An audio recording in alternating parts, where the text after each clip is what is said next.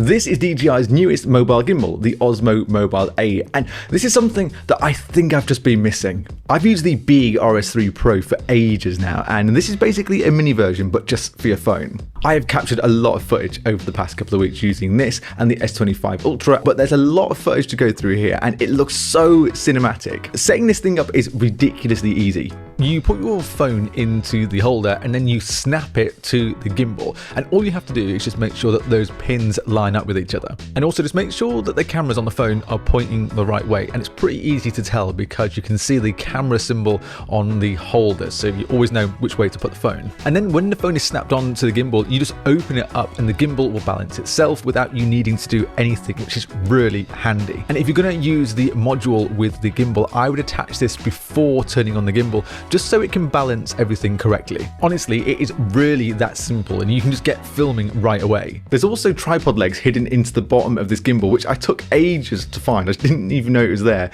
And the head of the gimbal is also extendable, so it gives you a little bit more versatility when you're filming. So it's not just always from the same angle. You can tilt this up and down a little bit as well, and this is something that I think is really useful. What I like about the gimbal though is that it is simple. You don't need to know how to use a gimbal because they can be confusing. You turn it on and you can just get to filming straight away. And if you've never used a gimbal before, there are some modes that you can use whilst using the gimbal that gives your shots just a little bit more creativity. You have your basics, so you have pan follow that will follow your wrist movement if you turn your wrist left and right. There is pan tilt follow.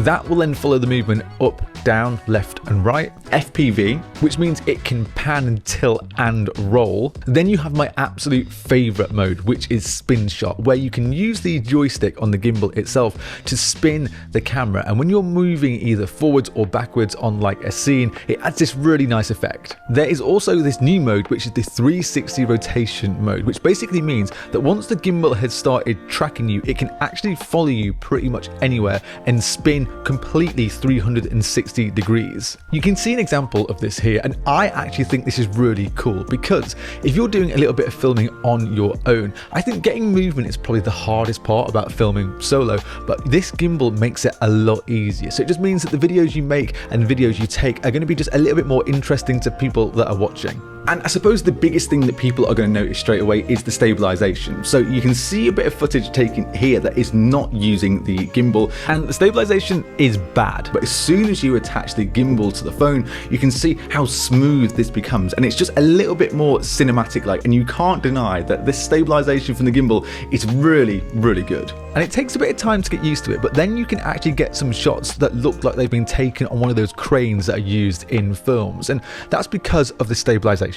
And this looks even better when you slow it down in editing. One of the best things is as well that this gimbal is pocketable. It's really light, so it's 370 grams, and you can use it for hours without feeling the strain of one of those larger gimbals, because trust me, those things can get heavy. And on a single charge, you can get around about 10 hours with these things, but that 10 hours is dependent on not having that multifunction module attached, which is something that you definitely will want to use. Because using that multifunction module, that's where the gimbal gets really interesting. It's really easy to snap on, and this thing has a fill light on it as well. So if you want to vlog, you can kind of light yourself, and this gets ridiculously bright. So you can use the side wheel just to hold it in, and it'll turn on that light, and you can actually control how bright it can go.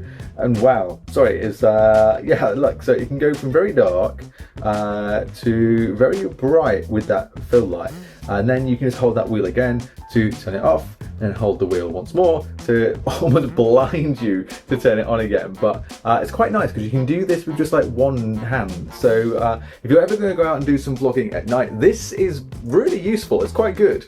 But the best thing about this module is its tracking, because basically you can use the native camera app on any phone and it will track you intelligently, which means that no matter where you go, it'll grab your face and the gimbal will follow you. And that's where those tripod legs come in really handy, because it means you can do some vlogging and it just looks a little bit more natural rather than one static shot. I really like it. I've mostly filmed in the Mimo app using the gimbal because I just find that a little bit easier to control.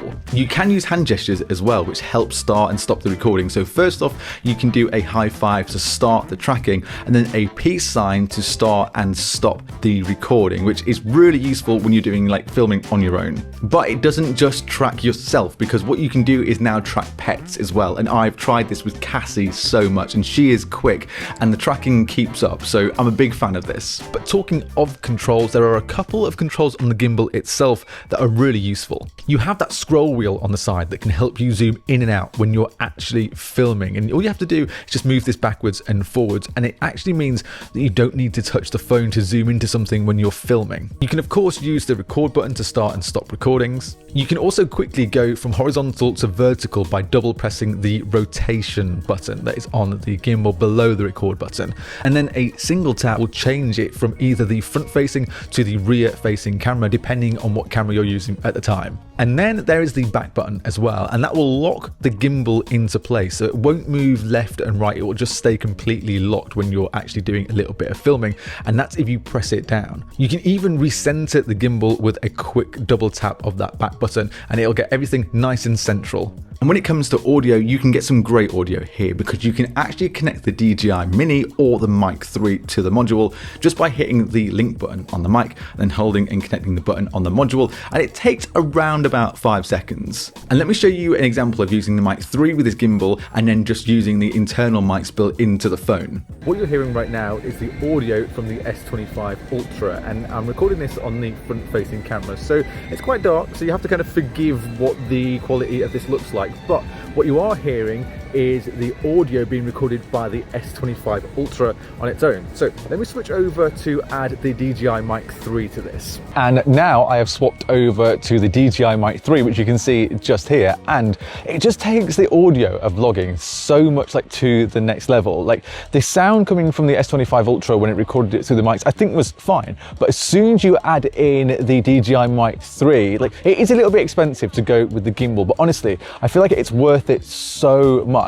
And it's quite windy now as well, and you can't really hear that being picked up by the DJI mic. And because the quality of the video is not that great using the front-facing camera at night, you kind of have to make up for it with good audio quality, and I think that's exactly what this does. It's really good. The DJI Osmo Mobile 8 is a lot of fun. It's small enough to carry around in your pocket, it has some unbelievable stabilization, and the fact that you can connect a DJI mic to this just gets even better. I mean, like, this is a perfect vlogging setup. You add the mic, your phone, the gimbal, and you're gonna get some really good footage from this. Now, DJI is not selling this directly from their website in the US, so you will need to go and have a look elsewhere if you want to pick this up. But honestly, if you're like a vlogger and you're trying to get into something that looks a little bit more cinematic, then this gimbal is really, I think it's really useful, especially because it's just a little bit of fun as well. And that's what I think you need. You need to have a little bit of fun when you're making videos. It's fine holding the phone up, but then being able to get some slow motion, some stable shots, I think it's going to take videos up to the next level. I'm a big fan of this. Let me know your thoughts though on the gimbal in the comments below. Make sure you subscribe before you head off as well, and if you do that, then I'll see you